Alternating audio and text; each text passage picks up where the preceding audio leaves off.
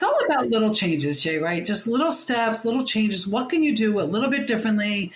Something you always like to do that maybe you forgot about, and just writing a list and just little baby steps, and call a friend to do it with you. So good. Welcome to This Empty Nest Life. Join Jay Ramsden as he leads you on a transformative journey through the uncharted seas of midlife and empty nesting. If you're ready to embark on this new adventure and redefine your future, you're in the right place. Here's your host, the Empty Nest Coach, Jay Ramsden.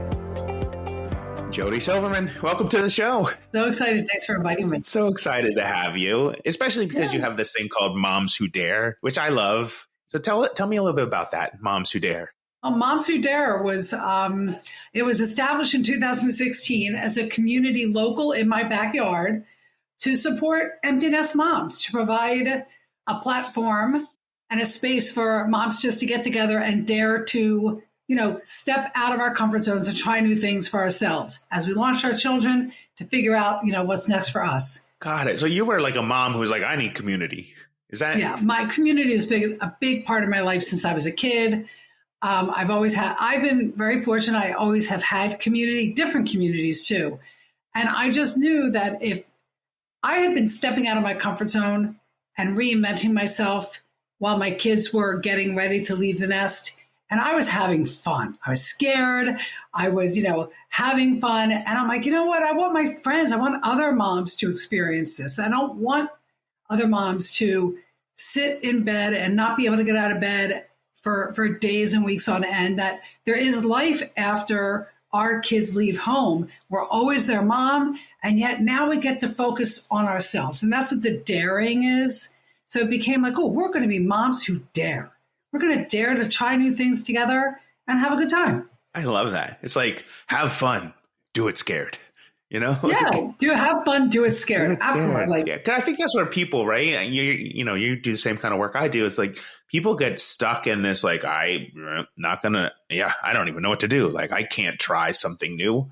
So what made you do it? Like, what was the impetus? Were there people around you? You just had like a brilliant moment one morning, you woke up and having coffee and were like, oh yeah, Moms Who Dare. It was I was in a quiet space. And I was working, I have my own business, but I was working about 10 hours a week at a local tennis pro shop because I'm a big tennis player. They needed somebody like 9 to 11 hours a week. I'm like, I'm in. I wanted to get out of my house. And I was sitting there. It's a very quiet place. And I realized in that moment, I started thinking, my daughter's graduating. My son's right behind her, 3 years right behind her. And, is what I'm doing what I want to be doing? And it literally was like a voice inside of me. It was, if I say like one more time, it was hell no. I was selling commercial printing services. It was my own business. And I said, no, I don't want to do, this is not what I feel like I want to do. This is not fulfilling anymore. And in that quiet space, after asking myself that question and allowing it to land and really say, no, I want something different for me. This was not about not being happy in my relationship with my husband. I had a great husband. Not being happy with my friends. I had great friends. It wasn't about anything else, Jay, other than what do I get to do now? And just by asking that question and answering it, opportunities started presenting themselves to me. And I don't know that I would have been opened to some of these opportunities. And one was a new business opportunity in the network marketing industry. Some people know it as direct sales or multi-level marketing. Mm-hmm. I don't know that I would have been open to sitting down and seeing what this business was all about had I not had that moment in the quiet space, but I did. I said yes. And anybody who's ever been in the direct sales network marketing industry knows that along with that comes the world of personal growth and development. Yes. You are introduced to all the good thought leaders. And that's what really started it all. I started daring to read really good books, from Jim Rohn and Darren Hardy and Think and Grow Rich, all the good ones. And then more so, the more up-to-date thought leaders like Brene Brown and, who else? There's so many of them, so many. And the books changed my life. They changed the way I thought about myself. They changed the way I saw myself. It brought to light some fears and doubt that I had that I didn't know. And while I was doing that, I was surrounded by like-minded people.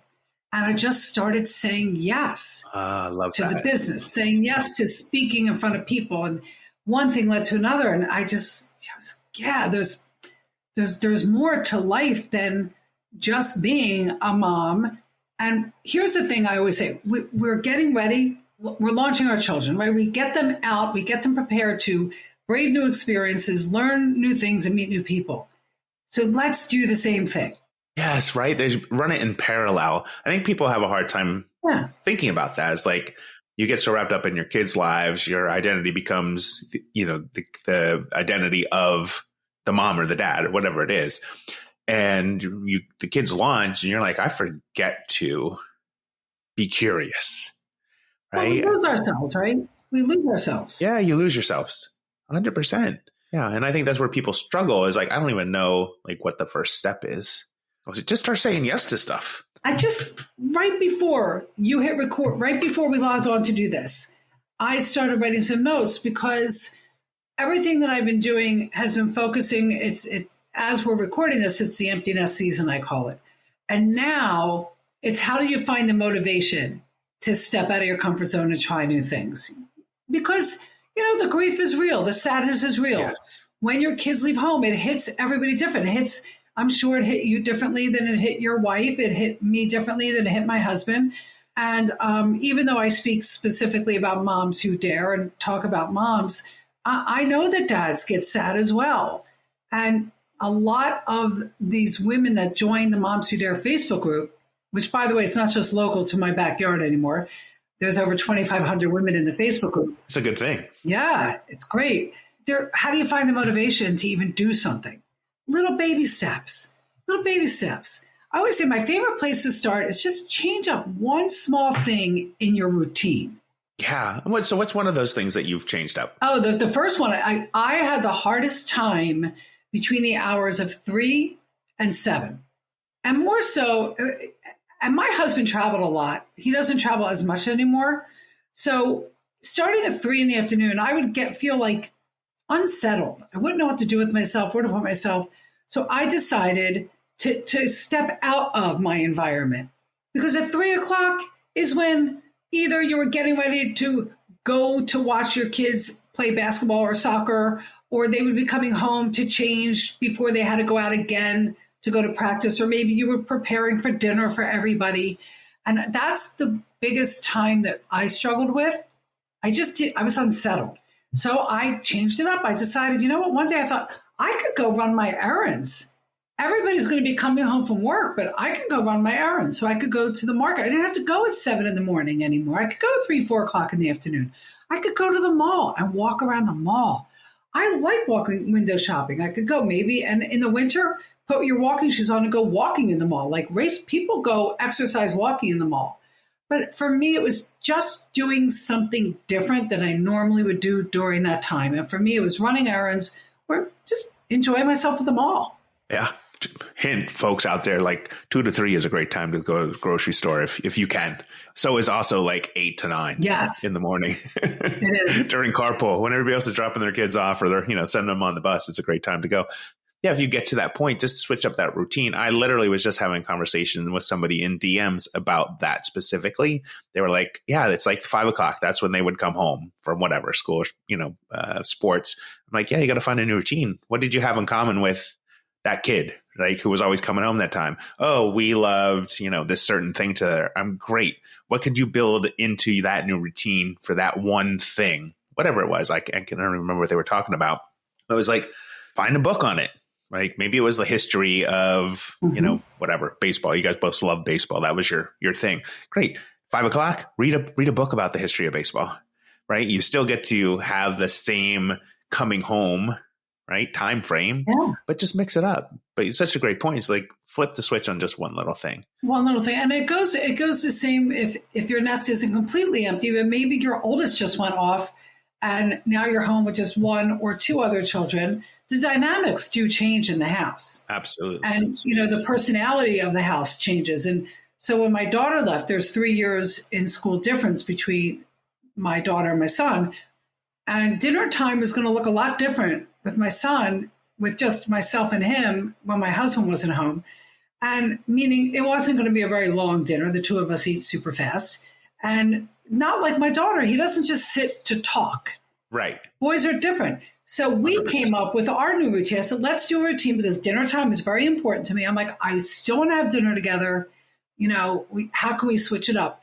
And we found a show on Netflix that we decided to watch together. So good. And so we took up the cart, the folding tables, and we would eat dinner in front of the TV. And yes, somebody said, but you're not talking. Well, we did. We were watching a show together. And then we talk about the show a little bit, but we were there together. We were in the same room, sharing a meal, sharing an experience together. And that was on his terms because he was different. Just like my daughter would sit and she would prefer to talk with me. So you can do that with the other children or child that's left in the house with you. Yeah, I love that. And it's such a good point, Jodi, is I think people always want to run the house like they always ran the house, right? And the routines, they expect the routines to be the same. Yeah. But we forget our kids who are still at home, 17, 18-year-olds or 16, 17, they want some agency, right? They want some control. Ask them how they want it to operate. Yes. Like, what do you want dinner to look like? What do you need? We just are like, let's just keep rolling because this is what we've always done, as opposed to pausing and saying, how could it be different? So I love that you bring that up. Jay, I love that you brought that whole topic up because I grew up, I was born in the 60s. I grew up in the 70s and 80s. 70s and 80s were my childhood and teenage years. To Gen X. Yeah. Right? So, there you go. 2 Gen X's. And you know what? Sometimes we fall back into how we were raised, and that's our belief system. And I was raised by 2 loving parents and step parents. I love them all very much. And with that said, I didn't get to weigh in on when I wanted to have dinner. I think there's a nice happy medium between getting buy-in with your children, giving choices, not too many choices, only when you can, but when it comes to setting a new routine, talk together. Yes. It's not just about us. It's not just about what we want. It's not just about, I want to sit at dinner, I want to have dinner time with you, and I want to talk, and I want to hear all about your day. You can't force a kid to do what they're not built to do. Right. So I'm happy you said, get buy-in from your kids. It's okay to get thoughts and buy-in and come to an equal, like a middle ground on expectations. And when you do that together, then they're going to show up ready to be present in that moment with you. Yeah, it's going to be different, right? Yeah. It's going to be a different vibe. And you talked about like the energy changes, and it does change as kids leave, right? And I think it's always good to remind people too, is like when you get to the last kid at home, remember they're the last kid at home, because if you don't, then your attention and your partner's attention, if you have one at home, all of a sudden is like right on the last kid who's left, and they feel the weight and pressure of that. Yes. Yeah. It's so true. So true. That's funny. My son said to my husband, he said something about, are you looking forward to Ellie going off to college and it'll just be you? He said, no, because mom's attention is going to be all focused on me. And he was so worried about that. Yeah. He's like, no, not going to happen. Not going to happen. Yeah. It's all about little changes, Jay, right? Just little steps, little changes. What can you do a little bit differently? Something you always like to do that maybe you forgot about, and just writing a list and just little baby steps, and call a friend to do it with you. So good. So good. I'm curious. So you, Mom Sudare, I think you said 2016, so 8 years now it's been going. What is your biggest motivator in life right now, either with Mom Sudare or just in your personal life? My biggest motivator in everything. You mean what I bring? Yeah. What's your biggest motivator? It's knowing that I can make an impact in another person's life. I say that because when I was in my network marketing business, I was saying yes to going to these conferences and motivational speaking events. And I would sit there and I would hear different speakers, male, female alike. And every event, every speaker said at least one thing that I was like, oh, yeah. Or yes, how'd they know I felt that way? And it would change something, shift something in me to have me step out of my comfort zone, to release fear and to go for something and to be who I was meant to be. And I remember sitting one day saying, I want to do that. So good. I want to do that. So my biggest motivator is, because I do a lot of public speaking, I do it in person. I do it virtually. I go live inside my group all the time to my moms.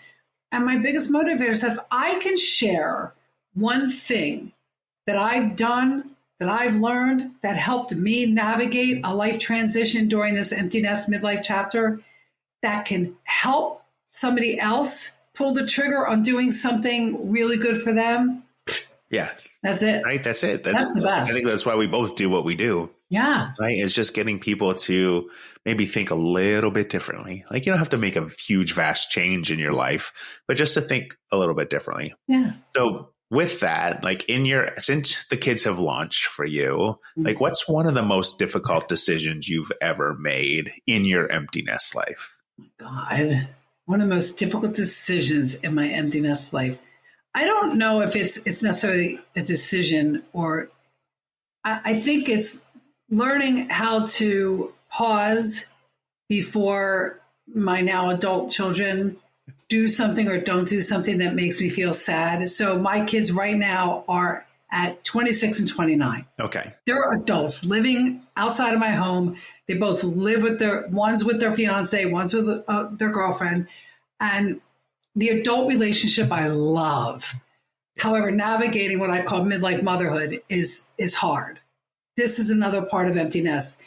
And it's learning not to react and saying, why didn't you call me? Or why won't you meet me for dinner? Or I haven't seen you in 4 weeks. Pausing and saying, okay, recognize I'm feeling sad, I'm feeling hurt. And how might I be able to approach it so that I don't put them on the defensive and make them feel bad about it? Right. Versus it's like teetering on that line of, I don't want to make them feel bad and guilty, but in the same, and yet I get to have feelings. And if I'm missing my child, that's what I've come to realize. Like, why am I feeling sad? Well, I miss Ellie or I miss Daniel. So why don't I just call and say, hey, I miss you. When can we get together? Yeah, right. Rather than doing it side of just letting it linger. Yeah. And that's been a big challenge for me during the empty nest years, is taking a beat. I call it taking a beat, to pause and really understand what it is I'm feeling and what I'm about to react to. And is there a better way of explaining how I'm feeling than just yelling? And that's not easy. There's a book about boundaries. The author is Ann Weiser Cornell, and her first chapter, that's where I learned the technique from, to pause when you're feeling something, an emotion. This is such a great tool. So pay attention, everybody. And like, I'm feeling angry, I'm feeling sad, I'm feeling frustrated. And you pause and you say to yourself, okay, so something in me feels frustrated. All of a sudden, you just separated yourself from the emotion. It's creating awareness. Right. So now I can say, okay, something, and this is her practice. I didn't make this up. This is Ann Weiser Cornell. She says, something in me feels frustrated. And I'm going to say hi to that. And now it just changes the whole feeling. And now you can get curious. Okay, I wonder why I'm feeling frustrated. I'm frustrated because I just, I haven't spoken to Ellie all week and I miss her. And I feel disconnected from her because I don't know what's going on in her life. Okay, so what can I do? Yes. And then I can approach Ellie in a way that's not going to have her feeling guilty, because she's not ignoring me. They're busy. They're busy in their lives. She lives with her fiance. She works all day and comes home. And if she has to call me and call her friends and call her grandparents, she's never going to talk to him. Right. Yeah. It is. I always tell my clients, like, think of it like, Staples, the commercials, they have that big easy button, the big red button. Yeah. I'm like, think of that, like, walk around with that in your head, but instead of easy, it's pause. Yes. Right. So when something comes up, just hit the big red easy button to pause. Because, we're human beings just like our children, and we're allowed to be sad and angry and frustrated. And it's okay. I can feel left out of their lives. I do feel left. You're allowed to. I'm allowed to. How we react to that, do we make it all about ourselves? And is the way I'm about to tell, if the attitude is, and I've had moms say this to me, if your attitude is, I've been their mom for decades, blood, sweat, and tears, I deserve a phone call every week. And if you're going to approach them from that point of view, you have to ask yourself, well, are you ready for what comes back or what doesn't? So, you deserve it. We all deserve it. Every mother, every father deserves a phone call every week. I wish I every week to say hi to me. Absolutely. And yet, because I had a friend say, well, can't I just call her and tell her that? And I'm like, you can. What do you think the reaction is going to be? How would it be for you? You can do whatever you want. You can say whatever you want. We're grown. That's right. We all have free will. You can do whatever. What is your goal? My goal is that I just miss my child and I just want to know what's happening in their life or his life. So maybe instead of calling on the, I'm your mom, you could call me every once in a while. Maybe text, say, hey, would love to hear what's going on with work. What works for you this week to talk? Yeah.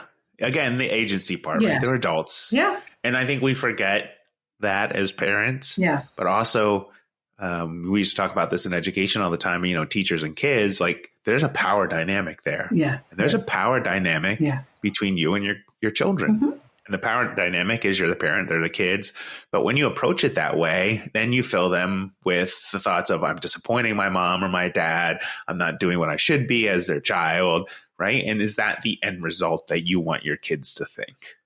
So that's my heart. That's my biggest challenge. Yeah. That really is my biggest challenge. And that was challenging when they went off to college. I mean, it's a challenge. It's just take a beat, hit that pause button, right? Hit that big red pause button. But other than that, finding things to do has been fun. I read more. I can go walking any time of the day I want. I can go out, even if you just walk outside of your house and go for a walk. I can call a friend and say, let's start walking every Tuesday at such and such a time. One of my favorite things to do, Jay, I love going to a movie. Yes. If you have flexibility in your schedule, if you've never gone to a 10:30 or 11 o'clock in the morning movie, I love going to the movie. I don't do it all the time, but I love going to the movies by myself. So that's a great point, right? I think because when you have a partner, right, we think we have to do everything together when the kids leave, right? Because we did everything as a family. We went on vacation. We did this trip. We went to this dinner, whatever it may be. We always think we have to do everything together because we're a family. Yes, and. Yeah. Yes, and you still need to do stuff by yourself. Yes, and if you have a significant other in your life, have a date night, have something, but have something for yourself too. Try a movie by yourself. You're sitting in a dark room. You're not supposed to be talking during the movie anyway, right? The only thing you'll miss out on is not having somebody talk about the movie with afterwards, which honestly, sometimes I don't even want to.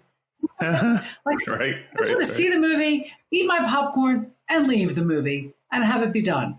So I try it. And if you don't want to go alone, don't. But I always, that's one of my biggest dares is if you've never gone to a movie by yourself, try it. Try it. It's a lot easier to go to a movie by yourself than it is to go out to a meal by yourself. Yeah. Yeah. The fear factor, if you will, right, is different. The stakes are lower. Yeah.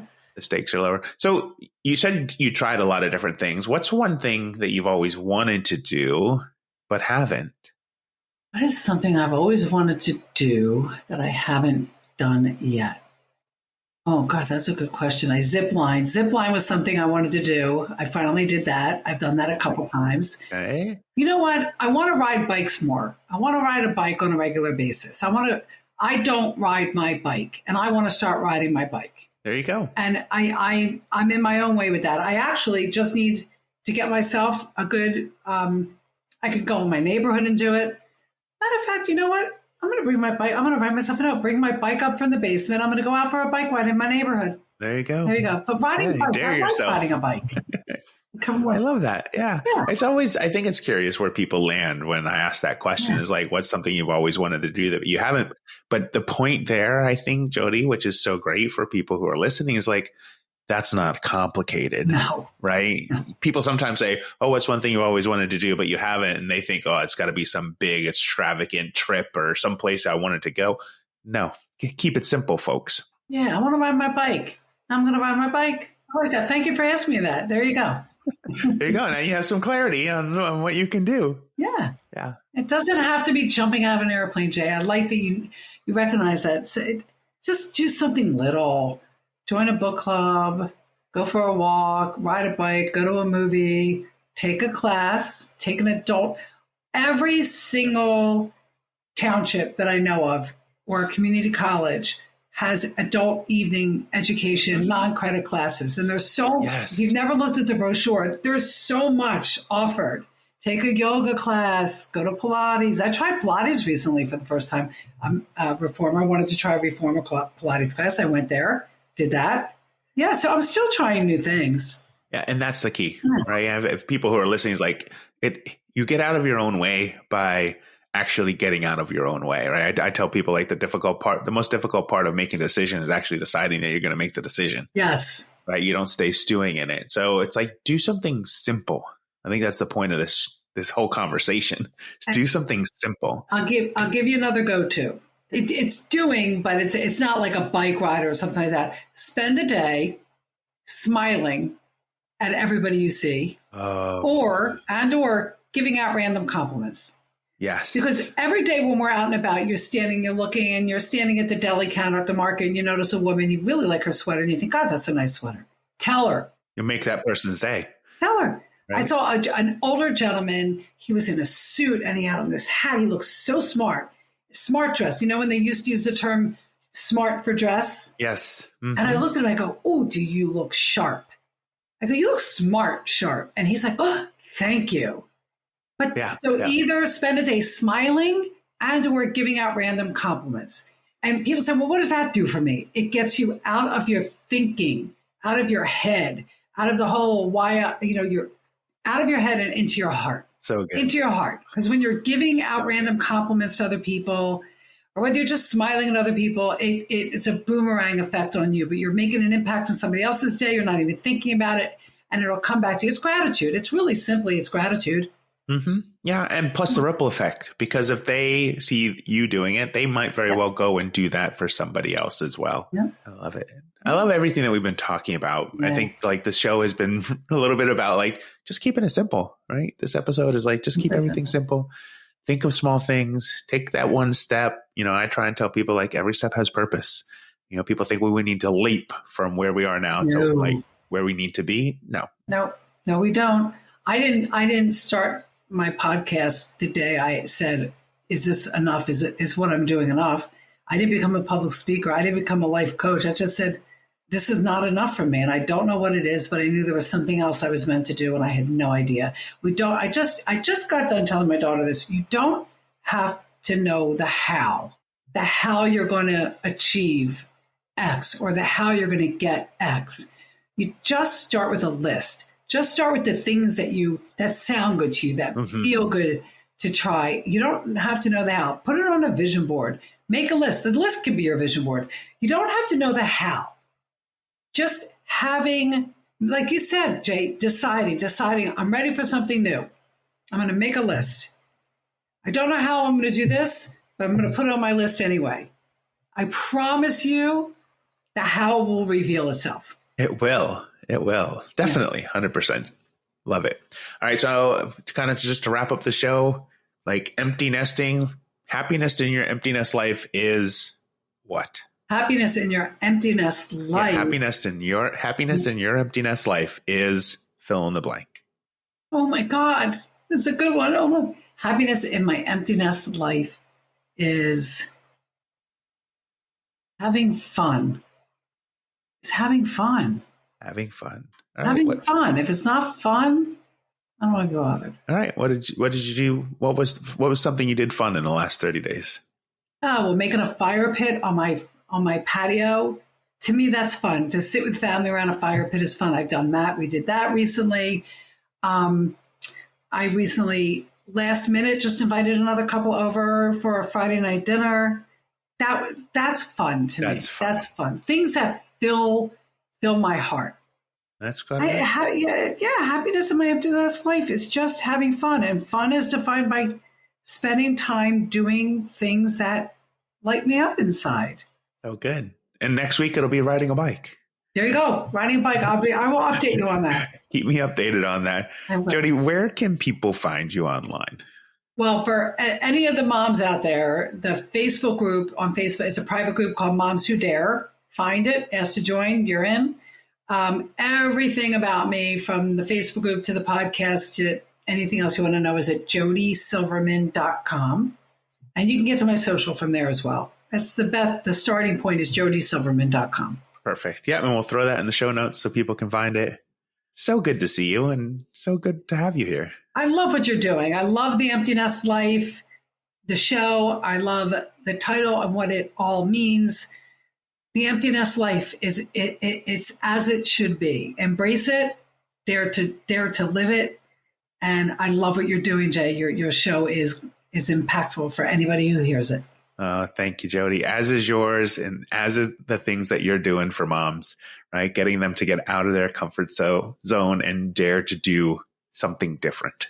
Yep. So good. Well, thanks again for being here. Thank you.